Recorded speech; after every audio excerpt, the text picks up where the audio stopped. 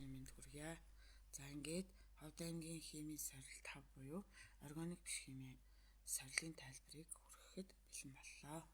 За нэгдүгээр асуулт нь дахианы өндөгний ихэнх хувийг ямар бодис бүрдүүлдэг вэ, эзэлдэг вэ гэсэн асуултанд бол энэ 11-р ангийн сурах бичгийн шухаан чулуу гэсэн нэг хичээлийн хамгийн эхэн дээр байдаг дахианы өндөгний хальсны ихэнх хувийг кальцийн карбонат бүрдүүлдэг гээд ингээд энэ нэгийн бол A хариулт нь зөв байжээ. За хоёрдугаарт нь цементийн найрлаганд үндсэн түүхийд болох шухаан чулуу хэдэн хувийг эзэлдэг вэ гэсэн чинь цемент энэ мөн ялгаа байхгүй. Чинь 11-р ангид байдаг. За 10-р ангийн сурах бичгийн 10-ны биш 10-р ангийн сурах бичгийн 9-р хуудсан дээр байна. За тэгэхээр номоо сайн уншаа гэсэн. Ном хэр сайн уншсан бэ? Өөрөөр хэлбэл хичээлүүд дээр үзсэн хичээлээ хэр зэрэг өөрийн болгосон бэ гэдэг ийм агуулгыг хамарсан тестүүд байна. За ер нь бол эсэлтийн шалгалтын тестүүд бол хөвчлэн сурах бичгээс орж ирдэг учраас бид нар энэ сурах бичгээ бол маш сайн унших бол шаардлага бол бий болж байна. За тэгэхээр цементийн найрлагад үндсэн түүхийд болох шухаан чулуу бол 60-аас 66% эзэлдэг гэж. Тэгэхээр энэ хоёрын бол A байсан байна. За ингээд энэ хэсгийг бол уншаад жийжилсэн байхад иймэрхүү хэлбэрийн тестийг бол хялбархан хийх боломж байна. За цементийн бат бэхийг сайжруулагч бодисыг сонгороо гэхэд тэгэхээр энэ дээр бол цементийн бол бат бэхийг сайжруулагч нь цахиурын диоксид буюу SO силициум А2-ыг бол 17-оос 25%-аар бол нэмж өгдөг баг. Бат бэхийг сайжруулагчаар юу хийж өгдөг вэ гэхээр бат бэхийг сайжруулагчаар силициум А2-ыг хэрэглэдэг баг. Силициум А2-ыг бол бат бэхийг сайжруулагчаар хэрэглэнэ гэдгийг маш сайн цээжилсэн хүүхэд бол энэ тестийг бол хийх боломжтой. Гэхдээ яг өөрийн болгоогүй байвал энэ тест бол алдах магадлал бол өндөртэй. За ингээд бат бэхийг сайжруулагч нь юу байдаг вэ гэхээр энэ ард байгаа шүү дээ. Бат бэхийг сайжруулагч гэсэн учраас бат бэхийг сайжруулагч нь силициум А2 бол 17-оос 25% цээжилсэн мэдлэгийг шаардсан тестүүд байна. За тэгэхээр энэ дээр бол силициум А2 буюу A хариулт нь байжээ. Мэдээж хийн төлөв байдалтай SO2 бол биш. За энэ байх боломжгүй. Энэ хоёр биш юм байна. За ийм учраас A хариулт нь зөв байжээ. За дараагийнх нь үржил шимгүй энэ тестэнд холбоогүй мэдээллийг доор нь оруулсан байна. Үржил шимгүй хүчлэг болж бохирдсон хөрсийг саармагжуулт шимт ижилтэй хөрс бий болгоход хэрэглэгддэг бодис юу вэ гэхээр ер нь шухаан чулууны 2-3 хэрэглээ байгаа шүү дээ. За нэгдүгüүрт нь яах вэ гэвэл барилгын материалын үндсэн түүхийд болгож хэрэглэнэ. За хоёрдугаарт нь бохирдлыг бууруулах гэсэн хамгийн чухал хэрэглээ байгаа. За бохирдлыг бууруулахдаа яах вэ гэвэл ерөнхийдөө бол бохирдлыг бууруулах чиглэлээр ямар 3 чиглэл хэрэгжилж ийн вэ гэхээр нэгдүгüүрт нь хөрс байна, хоёрдугаарт нь ус байна, гуравдугаарт нь агаар байна. За энэ 3 хэсэг бол хүчлэг байх тусмаа ер нь бол хүн амтан ургамлын хэвийн үйл ажиллагаанд бол саад учруулж эхэлдэг. За тийм учраас энэ хүчлэг байгаа юм дээр кальцийн карбонат буюу кальцийн оксид гэсэн ийм суйрлаг бодисыг ингээд нэмээд өгөхөөр энд бол саармаг бодис үүсгдэг учраас саармагжуулж шимт шидэлтэй хөрсийг бий болгодог гэхээр энэний бол дөрвийн бол A хариулт нь бол зөв байсан байна.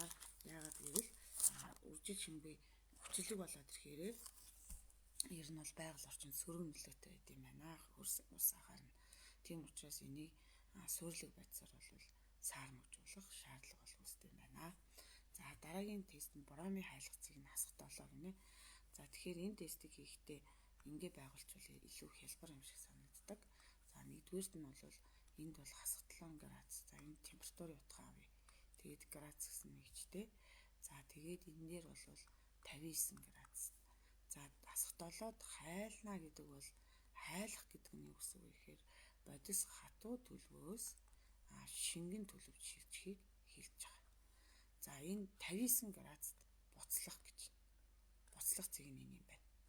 Хайлах нь юм байт юм байна. Буцлана гэдэг бол бодис шингэн төлөвөөс хийн төлөвт шилжинэ гэсэн үг. За тэгэхээр хасах долоогоос бага байх юм бол бром бол яах вэ гэвэл бромын төлөв байдал нь бол хатуу байна. Харин 7-оос хасах 7-оос 59 градус 58 градус хүртэл бол шингэн төлөвт байна гэсэн үг. Харин 59-ээс дээш болоод ирэхээр бром бол хийн төлөв байдал шилжиж эхэлдэг байна. За тэгэхээр өрөөний температур гэж байна. За өрөөний температур гэдэг нь ер нь бол 20 градусыг бол хэлдэг. Тэгэхээр 20 градус за энэ хавцас байлаа гэж бодоход 20 градусын температурт бол бром нь яалтчгүй шингэн төлөв байдалтай байна гэсэн үг. За тэгэхээр энэ тестний аль хариулт нь зөв байсан бэ гэхээр бром бол шингэн буюу C.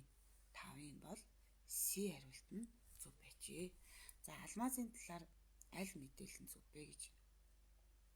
За тэгэхээр ер нь бол яадаг вэ гэхээр алмаз нь бол энэ дээр бол байгаа. За энэ бол 11-р ангийн сургагчийн 86 дугаар хуудсыг хэрэг унших шаардлагыг бол бий болгож байна.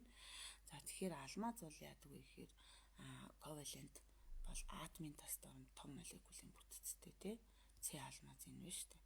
За тэгвэл энэ хайлах цэг ихтэй бат бих байт юм байна. Ихэвчлэн цахилгаан дамжуулахгүй гэдэг нь алмаз нь бол дамжуулахгүй балж хөлөө бол дамжуулдаг тий. За кварц бол дамжуулахгүй. Тэгэхээр энэ нүрс төрөгчийн атомоос бүтсэн том ковалентийн бүтцтэй бөгөөд атом тус бүр нь энэ харуулж байна тий. Нэг нүрс төрөгчийн атом нь 4 нүрс төрөгчийн атомтай ингээд маш бат бүх ковалент толгойг үүсгдэг. За тийм учраас энэний бол E хариулт нь зөв байх магадaltaй байна. За Б-г бол нүрс төрөгчийн атомоос бүтсэн үе бүхий том ковалентийн бүтцтэй гэхээр энэ балж чулууны тухай яриад тах шиг байна. За тэгэхээр энэ бол биш байна. За дараа нь С-ийн ионы холбооноос биш шүү дээ. Ионы холбооноос ионы холбоотой металл бишийн атомын хооронд үүсэх ёстой шүү дээ. Эд нь нүрс төрөгчийн атомоос тогтсон жижиг молекулын бүтцтэй бөгөөд 3 гэдэг энэ угаасаа биш байна. Тэгэхээр ерөөсөө 6-гийн бол A хариулт нь бол зөв байсан байна гэдгийг харуулж байна. За дараагийнх нь хатуу нүрс төрөгчийн диоксид агуулсан шилэн аягийг бол яасан бэ гэхээр за нүрс төрөгчийн диоксид буюу CO2 байна. За энэ бол хатуу байсан юм байна. За хатуу нүрс төрөгчийн диоксидыг агуулсан шилэн аягийг өрөөний температуртаа хий татах шүүгэнд тавьсан нүрс төрөгчийн диоксид хийн төлөв шилжижээ. Аль процессны энэхүү төлөвийн шилжилтийг тодорхойлох вэ гэвэл хатуу байснаа шууд хийн төлөв шилжнэ гэдэг бол энэ бол хуурай нэрэгдэх буюу хуурай нэрэгдэх. За хуурай нэрэгдэх буюу энэ бол сублимацлагдах процесс гэж нэрлэдэг.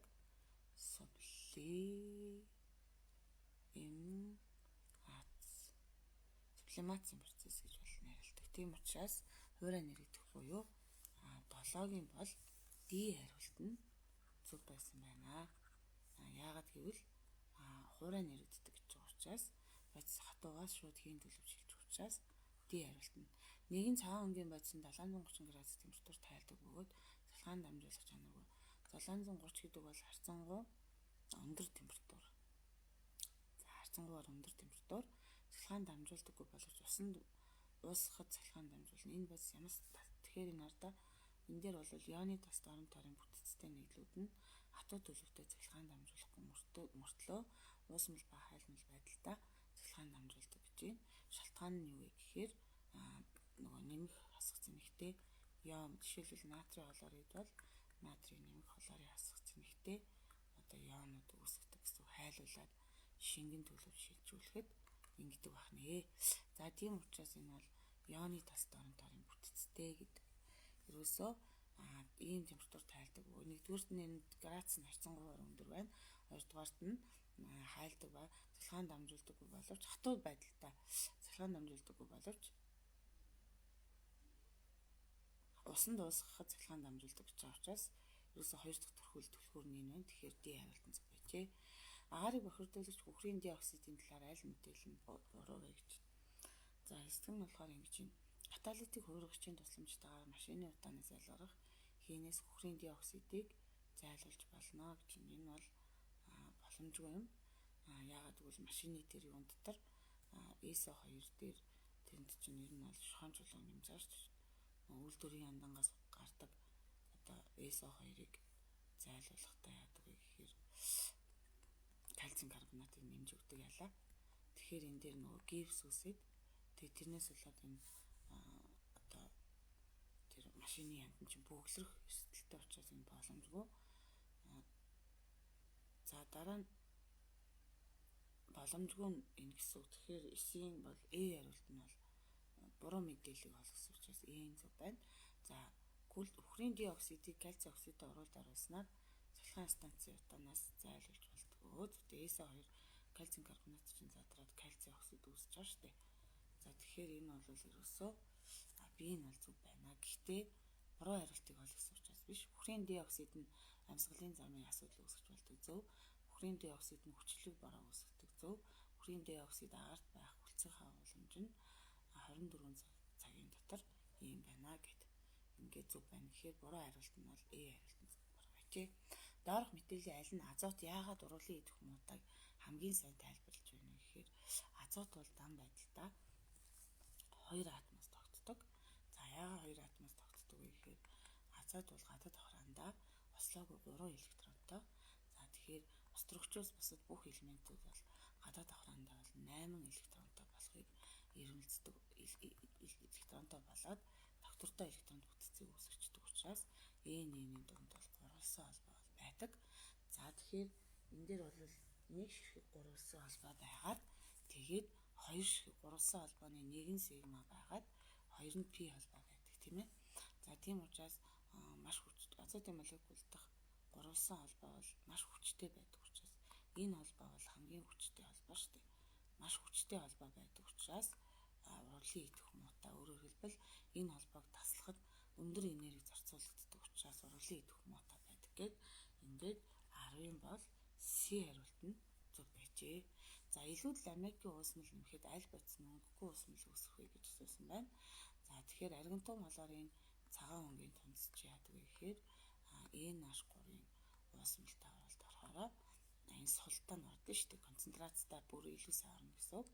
За энэ нөхцөлд аргентум NH3 2 дахин тэгээд холоор үүсгдэгтэй уусмал үүсгдэг шүү дээ. Энэ бол солроосон тань оролт ордог. Аргентум бромын хатан бол NH3-ын бол энэ нөгөө энэ чинь цагаан өнгийн тундас энэ бол цайвар шар тундас. За дараа нь аргентум йод бол ямар өнгийн тундас вэ гэхээр шар өнгийн тундас гээд энэ гуруулаа ингээд баг ойролцоо цайвар өнгөтэй байдаг учраас энэ өнгийг ялгахын тулд аммиакийн одоо энэ бол мөнгөний холорид бол аммиакийн концентрацтай сулруулсан хоёулантай нь бол уралд ордог байна. NH3-ын концентрацтайгаар ч уралд орно. Сулруулсантай ч уралд орно. Гэтэл мөнгөний бромид бол NH3-ын сулруулсантай бол уралд орохгүй мөртлөө концентрацтайтай уралд ороод энэний өмнө хоёрыг тавьсан байна. Аргентум NH3 2 дахин за ингээд бромын бол уусмалыг бол үүсгэдэг. Аргентум йодын хатуу бол NH3-ын концентрацтайтай ч уралд орохгүй, сулруулсантай ч уралд орохгүй. Тийм учраас энэ аргентум йод ялгардаг ялаа. Энэ гурван тунцыг бие биенээс нь ялгахын тулд энийг ашигладаг. Тэгэхээр энэ дээр бол мөнгөний хлоридын өнгөө уусмал үүсгдэг нь мөнгөний хлорид байна. Азотын 2 оксидын ердийн нөхцөлд бол хөрөн өнгөтэй хийгээд ингээд 12-ын бол B дандаа цээжсэн мэдлгүүдийг шаардсан тестүүд байна тийм ээ. За дараах хайшуудын аль нь үндсэн бүрэлдэхүүндээ зис болон цайр хоёрыг агуулдаг вэ гэж асуусан байна. За тэгэхээр 13 дээр бол зис цайр хоёрын холимгийг бол бид нар 70% зис байгаад 30% цайр байвал энийг бид нар юу гэж нэрлэдэг вэ гэхээр гуйл гэж нэрлэдэг юм. Тэгэхээр гуйл бол энэ юм байна. Ган гэхээр одоо нүүрс төрөгчийн агуулмжаас хамаарат өөр байдаг байна. гинэ. За дюралумин гэдэг бол хөнгөн цагаантай хайр шиг хэлдэг шүү дээ, тийм ээ. За дараагийнх нь 14-т нь металл хүчилтэй харилцан үйлчлэнэ гинэ. За тэгэхээр энэ металлын за 14 дээр тестийг хийхин тулд бид нарт за ямар нэгэн хүчил бол хэрэг болно. За ямар ч хүчил мэддэхгүй байгаа нөхцөлд бол энэ дээр давсны хүчил ч юм уу нэг ийм хүчил авчихад болдог. За ингээд захын металл холоор за энэ металлын валентийг хэдээр тооцох вэ гэвэл x-ээр тооцъё. Яагаад гэвэл мэддэхгүй байгаа учраас. За тийм учраас x-ээр тооцоод үзье бүгдээрээ. За металл бол x валенттай. Холоор металлтай нэгдсэн нөхцөлд бол 1 валенттай. Ингээд металл x дээр нэмэх нь H2 гэдэг. За урлагийн тэгшлэлийг тэнцвүүлэхийн тулд энэ хоёроо үржүүлээд энэ дээр 2x-ийг тавихаар энд x-ийг тавина. Энд 2-ыг тавина, энд 2-ыг тавина. За энэ бол 0.2 мол металл хүчилтэй харилцан үйлчлэнэ. Энэ бол 2 мол байгаа учраас өмнөх коэффициентийн наа тий. За тэгсэн чинь энэ дээр яасан бэ гэхээр 448 литр бол острогчийн хэв үүссэн. За тэгээд энэ дээр бол хэвийн нөхцлөөр л авч явах шиг ямар нөхцөл мэддэхгүй байна тий. За ингээд харгалзаа пропорц зохиоё. За 0.2 мол металлыг авахд хүчилтэй оруулалт ороод 448 литр острогчийг бол үүсгдэг юм аа. За 2 мол металл хүчилтэй оруулалт ороход 22.4x острогчийг бол үүсгдэг. За ингээд 22.4x-ийг үржих нь сөөлжлээд үржүүлээд тэнцвүүлж штэ. 2-ыг үржих нь 448 гэсэн ч болно. Эсвэл энийг x гэж бодоод x-ээ олохдоо x-ийн эсрэг талын үржүүлээд энд хуваана гэсэн. Өөрөөр хэлбэл энийг шууд доош оруулаад гоочих болно гэсэн үг шүү дээ. 22.4x тэнцүү тэр хоёр чинь доош ороо энийг доош нь оруулж хуваасан шүү дээ. 0.2 үлдчих шиг байна. 0.1 үлдчих доор нь. Тэгэхээр энэ 44.8 болно. X тэнцүү 2 буюу 14-ийн бол B буюу металл нь 2 валенттай байсан байна. За зэсийн купороос осмолт төмөр хадаас хийхэд гэхээр зэсийн сульфат бол яг 5 молекул устай тас тавс байлаа гэж бодъё. За тэгэхээр уусмалт гэж байгаа учраас энийг хэмжээний усанд хийж уусгасан гэсэн үг. За тэгэхээр купрум месадурын цэнхэр өнгийн уусмал бол үүснэ. За энэ зэсийн сульфат дээрээ төмөр хадаас хийх гэж штэ. Тэгэхээр эндээс феррум месадур дээр нэмэх нь зис үүсдэг гэсэн. Тэгэхээр энэ бол нэгдэх задрах халахын айл уруулна гэхээр халах уруулгийг ингээд 15-ийн B хариулт нь зөвлөсөн байна. За хөнгөн цагаан нь идэвхтэй боловч агаарт идэвхгүй шалтгааны юутай холбоотой гэхээр мөн сургачийн агуулгыг бол шаардж байна. Энэ яадаг вэ гэхээр хөнгөн цагаан харцангуй идэвхтэй металл учраас агаарын хүчил төрөвчтэй оруулалт ороод ингээд хөнгөн цагааны оксидыг бол үүсгдэг. За энэ оксид нь яадаг вэ гэхээр энэ оксидын бүрхүүл нь бол цааш яадаг вэ гэхээр агаарын одоо хүчил төрөвчтөө оруулалт бишээ зэвэрх короз гэдэг чинь зэвэрч идэгдэггүй шалтгаан нь короз гэдэг чинь яадаг вэ гэхээр уус болон хүчил төрөвчтөө оруулалт ороод ингээд өөр нийлүү үүсхийг хэлнэ шүү дээ. Гэтэл энэ дээр бол энэ оксидын бүрхүүл нь бол хамгаалтын бүрхүүл үүсгдэг. Энэ хамгаалтын бүрхүүл нь цааш усны молекулыг уралд ордоггүй учраас ингээд энэ 16-гийн бол D хариулт нь зөв байжээ. Уялаг үснэгтийн нэг үеийн дагуу зүүнээс за тэгэхээр 17 дугаар тест бол үеийн дагуу хойшлоход зүүнээс баруун тийш явахад бол элементийн атомын радиус бол хэрхэн өөрчлөгддөг вэ гэж асуусан байна. За энэ бол сурах бичгэн дээр бол байгаа. За энэ аль сурах бичгэн дээр гэдэг вэ гэхээр 11-р ангийн сурах бичгийнхаа аль хуудсан дээр байна гэхээр за энэ байна. За тэгэхээр уялаг үснэгтийн үеийн дагуу хойшлох тусам яадаг вэ гэхээр атомын радиус бол буурдаг. За энд харагдчихээн те. За энд бол яасан бэ гэхээр уялаг үснэгтийн үеийн дагуу хойшлох тусам бол энэ дээр атомын радиус бол багасж байгаа нь харагдчихээн. Энэ бол атом шүү. Энэ доотлих нь бол ион байна тий. Энэ доотлих нь бол ионы радиус. За энэ үеийн дагуу хойшлох тусмаа яадаг вэ гэхээр энэ гадаад давхраандаа 1 электронтой, гадаад давхраандаа 2 электронтой, гадаад давхраандаа 3 электронтой, энэ гадаад давхраандаа 4 электронтой, гадаад давхраандаа энэ нөхөр болохоор 5 электронтой байдаг тий. За хөхөр бол гадаад давхраандаа бол 6 электронтой байдаг. Холоор гадаад давхраандаа 7 электронтой байдаг. За үеийн дагуу хойшлох тусам гадаад давхраан дахь электроны тоо ихсдэг тий. Эннээсээ болоод яах вэ гэвэл одоо атомын нийт эзэлгүн буураад атомын радиус бол буурч өгдөг. Тийм учраас энэ дээр бол аль хариулт нь зөв байсан бэ гэхээр за саяны тест рүү оръё бүгдээрээ. Үеийн дагуу атомын радиус асуусан шүү дээ. Тийм учраас бид нэг атомын радиустай л тайлбар өгнө гэсэн үг. За атомын радиус бол үеийн дагуу хойшлох тусам нэг үеийн дагуу зүүнээс гэдэг нь эндээс саяных шүү дээ. За ингээд үеийн дагуу хойшлох тусам бол атомын радиус хэрхэн өөрчлөгддөг вэ гэвэл шууд багасна буюу буурна гэдэг хариултыг бол бичнэ. Яагаад гэвэл үеийн дагуу хойшлох тусмаа электроны тоо нэмэгдээд электроны тоо нэмэгдэнэ гэдэг бол цөмдөө хүчтэй татагдаад тэрнээсээ болоод атомын нийт эзэлгүн буюу радиус нь бол багасдаг. Ингээд 17-гийн бие хариулт нь бол зөв байжээ. За үлгэх системийн нэг бүлгийн дагуу дээрээс доошлоод металл шинж хэрхэн өөрчлөгддөг вэ гэж асуусан байна. Бүү ялгарахгүй саяны одоо зүйл дээр бол байна. Энэ дээр болно шүү дээ. Тэгэхээр сурах хичээл хэн сайн унших вэ гэдэг ийм асуудлыг бол бид нарт өгөөд байна. Тэгэхээр бүгдээрээ ингээд аюу сайхан сурах хичээл бол унших бол шаардлагыг бол нарт өгч байна. За тэгэхээр үлгэх ус нэгтгэн бол бүлгийн дагуу яадаг вэ гэхээр цалхан сүрэг чанар нь бол буурдаг. За ийм учраас металлын шинж бол яах вэ гэвэл нэмэгддэгэ гэдэг энэ хариултыг өгөөд за тэгээд бид нар бол алийн дугуйлах хэрэгтэй байсан бэ гэхээр бүлгийн дагуу дээш литий, натрий, за жишээлбэл энэ 18 дугаар тесттэй кали, рубидий, цези, франций гэсэн элементүүдийн хувьд металл шинж бол өснө. Яагаад өсөж байгаа вэ гэхээр гадаад давхрааны электроны тоо бишээ өөрчлөгдөхгүй шүү дээ.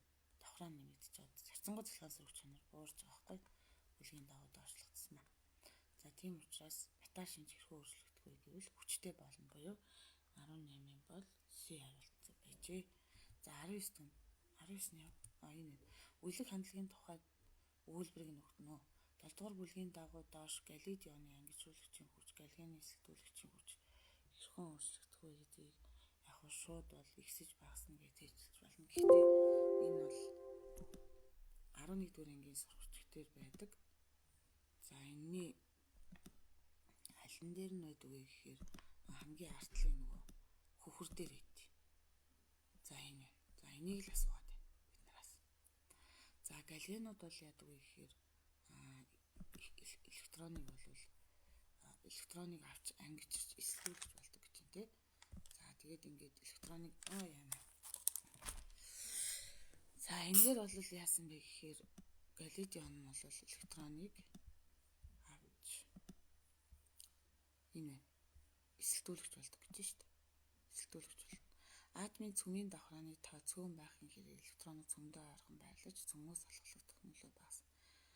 За тэгэхээр эндээс бол юу гэж дүгнэх вэ гэвэл бүлгийн дагуу эсэлдүүлэгчийн хүч суларна. Эсэлдүүлэгчийн хүч буурна гэсэн үг. Тий. Эсэлдүүлэгчийн хүч буурна. Энэ өгүүлбэр хагац. За дараа нь галлид ион электроныг авч эсэлтэн ангижруулагч болдог. За тэгэхээр бүлгийн дагуу галлид ионы ангижруулагчийн хүч бол нэмэгддэгэ гэж. Бүлгийн дагуу галлид ион чи өөр юм яриад байна шүү дээ. Энэ бол атомын галленуудын атомуудын эсэлдүүлэгчийн хүч нь сулраад энэ бист аимшиг юм болгож байна. За яг энийг ингээд арилгачих. За тэгэхээр ерөөсөө энэ дээр хоёр л ойлголт байна. Ерөөсөө энэ хоёр ойлголтыг л мэдчих тэр нь бол асуудалгүй. За ийм хэлбэрийн тестийг бол ингээд хийх боломжтой юм байна шүү дээ бид нар бол. Бүлгийн дагуу яах вэ гэвэл галлид ионы ангижуулагчийн хүч нь бол нэмэгдсэн мөртлөө үеийн дагуу бол яаж юм гэхээр яаж байгаа гэдгийг эндээс бол харж болж байна шүү дээ. За ингээд энэ тест энэ одоо хэсгийг хэр сайн уншсан бэ гэдэг энэ тест байгаад байна шүү дээ. За үүнийг хийхэд бол галгианууд нь электрон авч ангижуулж эсэлтүүлэгч болдог гэж байна шүү дээ. Электрон цөмдөө дутагдах хүч их багтсан атом электроныг авч ангижрах хандлагатай байдаг учраас бүлгийн дагуу эсэлтүүлэгчийн хүч суулгана гэдэг нь юу гэсэн үг вэ гэхээр жишээлбэл бол фотор, калор, бром, йод гэж доошлох тусмаа эсэлтүүлэгчийн хүч сулгана. Яагаад гэвэл цөмөөс аслагдчихж байгаа учраас тийм учраас сулард юм байна. За дараа нь галлид ионы гэж байна. Тэгэхээр фотор хасах 1, бром хасах 1, йод биш холоор нь багсчихлоо баларлаа. За фотор дараа нь юу гэдэг вүлээ? За энэ өнгөрөхчүүл арай өвдөх юм шиг байна. Холоор хасах 1, бром хасах 1, йод хасах 1. За бүлгийн дагуу доошлох тусмаа ангижуулагчийн хүч ихсдэг.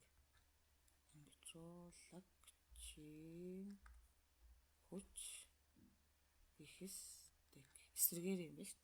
За тэгэхээр бүлгийн дагуу ионы эхлээд ионыхаа асуусан юм байна. Ангижуулагчийн хүч нь ихсээд эсэлтүүлэгчийн хүч буурна буюу 19-ийн аль байсан бэ гэхээр бол И хариулт нь бол зөв байжээ. 19-ийн И байсан байна. Өөрөөр хэлбэл сурах бичгээ хинжсэн уншсан бэ гэдгийг дандаа шалгаад байна. За 20 дугаар тест. 3 дугаар үеийн элементүүдийн оксидуудын шин чанар зүүнээс баруун тийш хэрхэн өөрчлөгддөг вэ гэсэн асуулт байна. За энэ бол мөн ялгаа байхгүй яг 11 дугаар ангийн сурах бичгээр бол байдаг. За тэгэхээр 3 дугаар үеийн элементүүд бол яг энэ 11 дугаар ангийн сурах бичиг юм. Оксидын шин чанар гэсэн шүү дээ.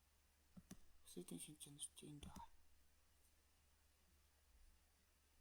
За энэ дээрээ дарахгүй болохоор ингэж яагаад вэ? За энэ дээр гэж. За 3 дугаар үеийн элементүүдийн одоо оксидуудыг хараад үзэх юм бол энэ дээр бол шүлтлэг буюу суурийн шинж байна тий.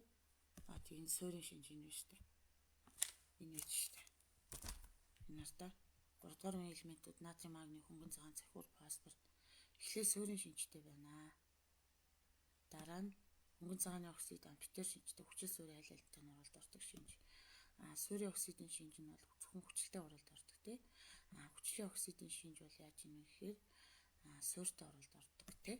За тэгэхээр 3 дугаар үеийн элементүүдийн оксидуудын хувьд бол үеийн дагуу хойшлох тусмаа яаж юм бэ гэхээр суурийн оксидоос ампер оксидоос за уучлаарай маш муухай зурж байна.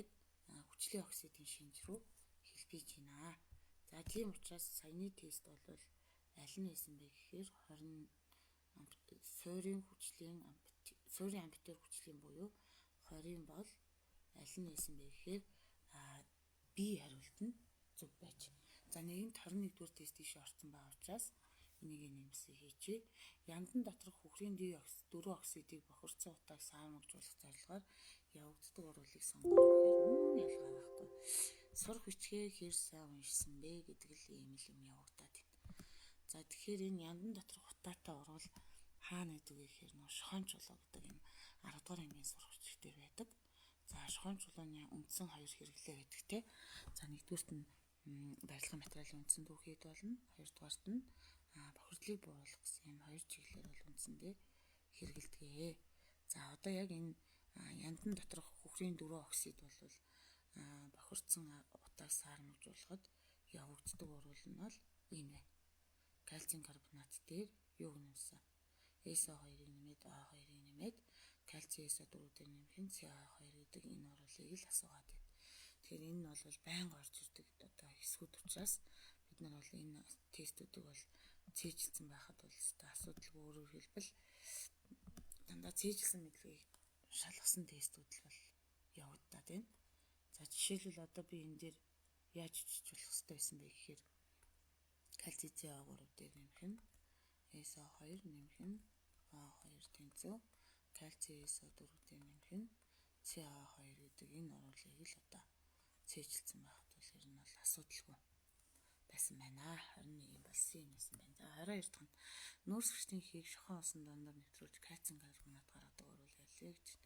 За тэгэхээр нүүрс гэрчлийн хий бол томьёо нь юу вэ гэхээр CA2 шүү дээ тий. За ингээд шохон устай энэ бол маш олон ангиудад үздэг оруу шүү дээ. Тэгэхээр жил болгон шохоо үзэж байгаа энэ оруулыг бол цээжилсэн байхад хүчлийн оксид суурьтай орол дараад давс усыг үүсгдэг шүү дээ. Хүчлийн оксид гэж яагаад нэрлсэн бэ гэхээр хүчил үүсгдэг. За дээрээс нь С бол дээд валентараа байна тий. За тийм учраас энэ бол 22-ын С байжээ. За дараа нь бодис хөлднө гэдэг бол ямар төлөвөөс ямар төлөв шилжих вэ гэхээр бодис бол хатуу төлөвөөс за бодис бол хөлдөх гэдэг нь юу шилжих нэ гэхээр хатуугаас биш шүү дээ.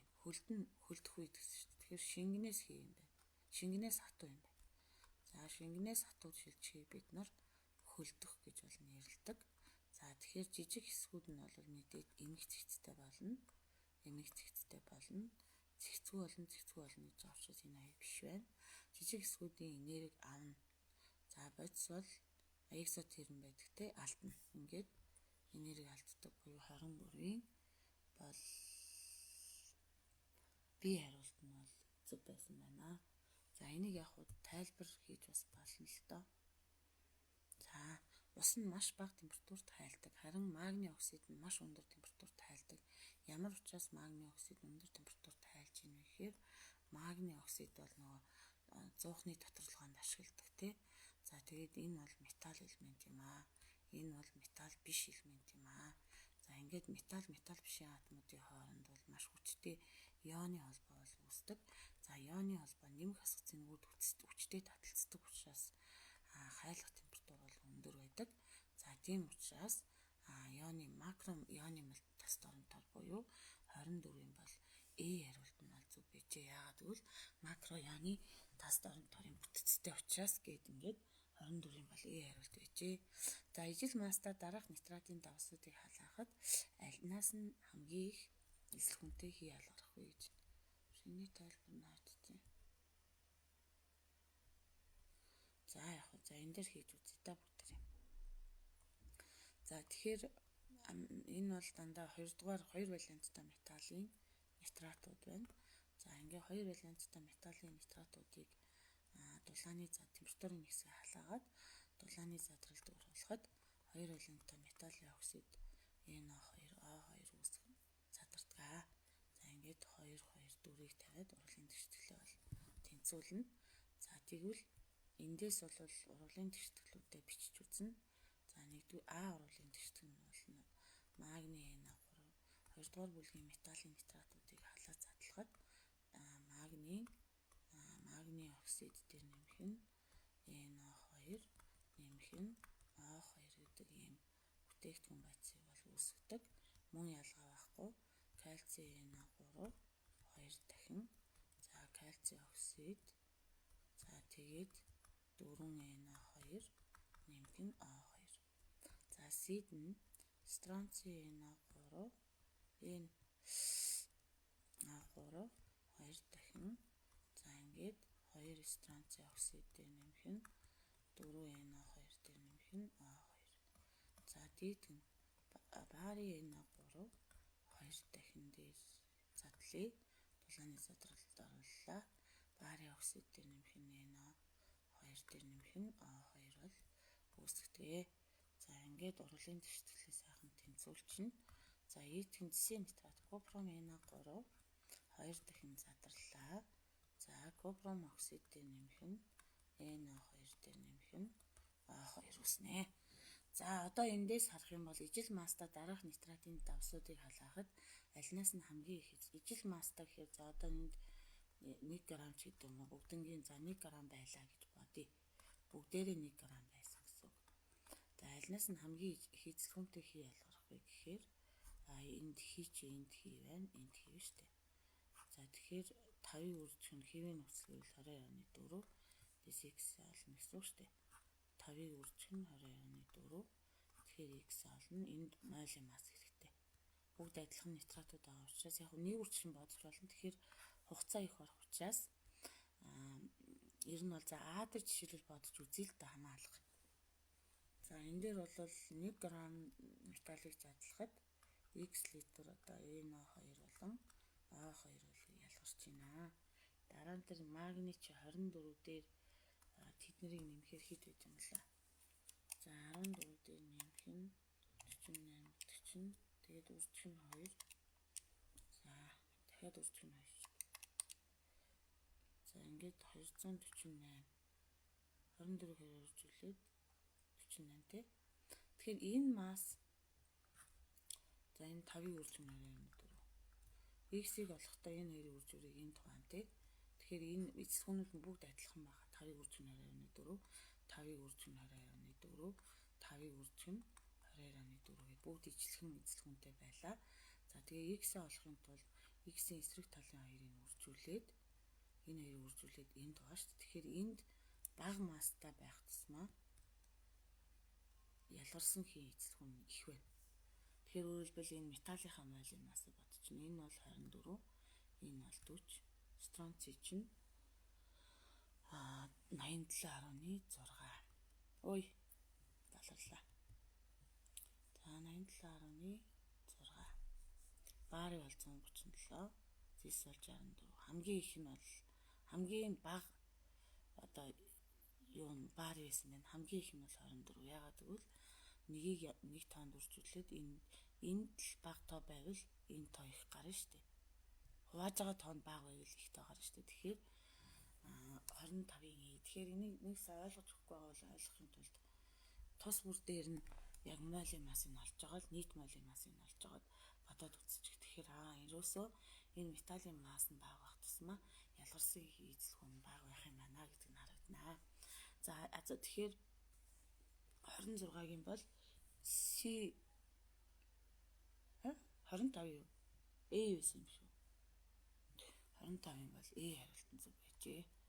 Яагаад гэвэл бага масс хамгийн бага молекулын масстай нь магний байж.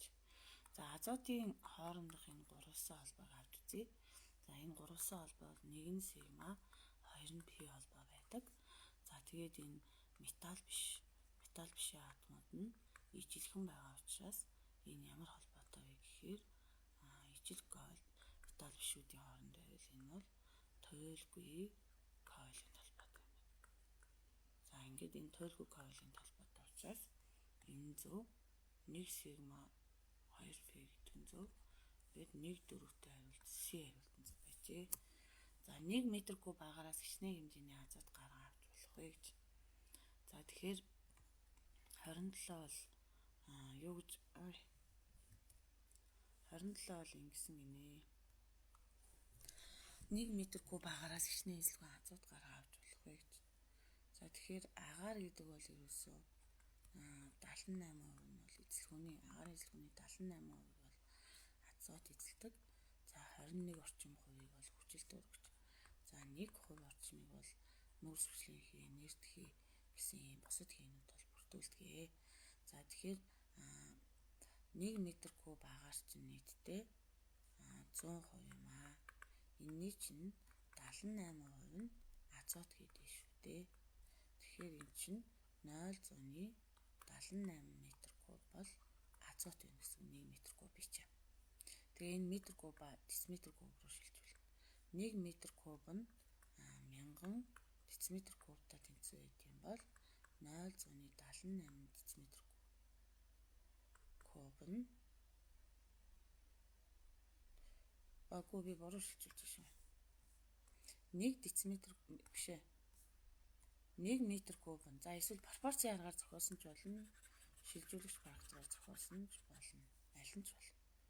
За тэгэхээр энийг шилжүүлэхдээ 1 м куб гэдэг чинь 1000 дециметр кубтай тэнцвэр юм аа. Тэгвэл 0.78 хураагтахаар энэ хоёр харагдаж шүү дээ.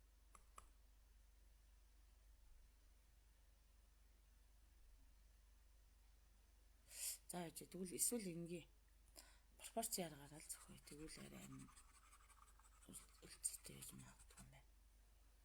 За пропорцийн аргаар яаж зохиох вэ гэвэл метр куба ер нь бол 1000-д үржүүлэх гэсэн үг л дээ. Тэгэхээр 1 метр куб чинь 1000-таа тэнцвэр шүү дээ. Тэгвэл 0.78 метр куб нь ургаалрлаа. Метр кубын доор метр куб байх хэрэгтэй шүү дээ.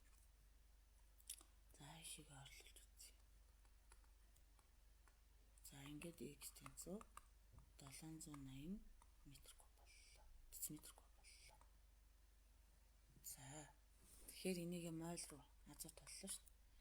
Энэ азот тэнцүү V-г хуваах нь Vm. V-ийн 780 метр кубыг хуваах нь дециметр кубыг хуваах нь 22.4 дециметр куб. 780-ыг хуваах нь 22.4 тэнцүү 3482 буюу 3482 моль азот буюу B хариулт нь байжээ. За гангийн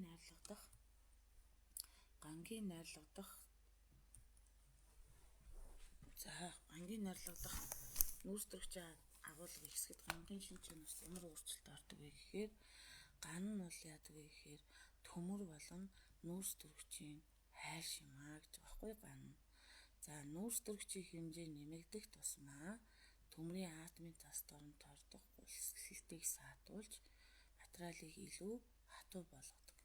Гэвч үүнийг дагаад уян хатан чанар нь буурч цохилт болон ачаалалт хэврэг амархан нугардаг болдог.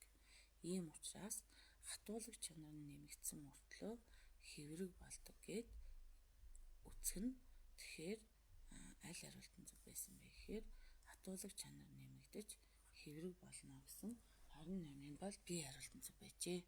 За магнийн дараасын хончлын энергиуд өгөгдөжээ. За 738. За гэтэл энэ дээр бол харцангуйгаар нэгдүгээр тэгэхээр нөгөө магний бол гадаад тохроонд 12 дугаар элемент шүү дээ. Тэгэхээр электрон байгууламжийн томьёо 1s2 2s2 2p-ийн 6 3s2 тэ. За тэгэхээр магний гол гадаад тохроондоо 2 электронтой нэмэх магнийгаа тойроод 3 давхраа үүсгэж байна тэ. За нэгдүгээр тохрооны электрон бол 2 байна. За хоёрдугаар тохрооны электрон бол 2 4 6 8 байна. Гуравдугаар тохрооны электрон 2 байна. За энэ электроныг салгахад 738 кJ мол энерги зарцуулт юм байна. Энэ электроныг салгахад 1451 кJ мол энерги шаардлагатай байт юм байна. Энэ дотоод тохрооны электроныг салгахад 7733 кJ мол буюу маш өндөр температур, маш өндөр энерги болол зарцуулж байна. Энэ ямар учиртай вэ гэхээр 3 дахь электрон зөндөө ойрох учраас буюу 29-ийн бол 3 дахь электрон дүүрсэн электрон давхаргаас бол сугарч байгаа учраас буюу тэгэхээр B хариулт нь арай оновчтой юм байна. 23-ын бол B юм байна. За эхний онцлог энерги гадаад тохрооноос 3 харьцангуй бага энерги зарцуулагдаж байна тийм. За 2 электрон алсны дараа магний нэдэвхгүй хий болох неонтой ижил электрон бүтцийг үүсгэдэг учраас дараагийн 3 дахь электрон зөндөө бол илүү ойрхон байрлаж байна тийм. Энэ 3 дахь электрон чинь шүү дээ. Энийг салгахад дүүрсэн буюу яг неоны атом бүтцтэй адилхан гадаад тохрооны электрон бүрэн дүүргэгдснээс салгаж байгаа учраас тэрнээс гадна цөмтөөгөө ойрхон байгаа учраас өндөр энерги шаардлагатай гэд ингээд 29-ийн бол B хариултан зөв байжээ. За X металл нь Y металл биш дээ. За X нь металл байсан. Y нь металл биш байсан. За X нь нэгдүгээр бүлэг тэгэхээр энэний валент 1 байна гэсэн үг. За нэгдүгээрт нь тэгэхээр энд 1 гэдэг чинь энд тэг 1 байж болно шүү дээ. Дараа нь X нь үйлэх системийн 2 дугаар бүлэг тэгэхээр металл энэ чинь 1 2 дугаар бүлэгт металл байрлах байхгүй юу? Чи металл байна. Энэ 6 7-д металл бишүүд байна. 1-р бүлэгт байрлаж байгаа металлууд бүгд нэг валенттай. 2-р бүлэгт байрлаж байгаа металлууд 2 валенттай. 6-р бүлэгт байрлаж байгаа металлууд металл биштэй нэгдэхдээ дандаа 2-оор нэгддэг байхгүй. 7-р бүлэгт байрлаж байгаа ботор холоор бромын йод чинь галогенууд гэсэн үг шүү дээ. 7-гийн А бүлэгт. Тэгэхээр энэ бол дандаа нэг валенттай байдаг байхгүй. Тэгэхээр энэтэй таарч ин тэ. 6-р бүлэгт дээрээс нь 1 гэдэг чинь 6 гэдэг чинь 6-р бүлэгт хүчил төр хүчин металлтай нэгдэхээр 2 байдаг ялла. Тэгэхээр x2 y гэдэг нэгдлийг үүсгдэг. Тэгэхээр 1 болон 6-тай. 2 7-тай нэгдвэл жишээлбэл 2-р бүлэгт кальций байгаа шүү дээ. 7-р бүлэгт ботор байгаа шүү дээ. Кальций ботор 2 болчиход байгаа байхгүй.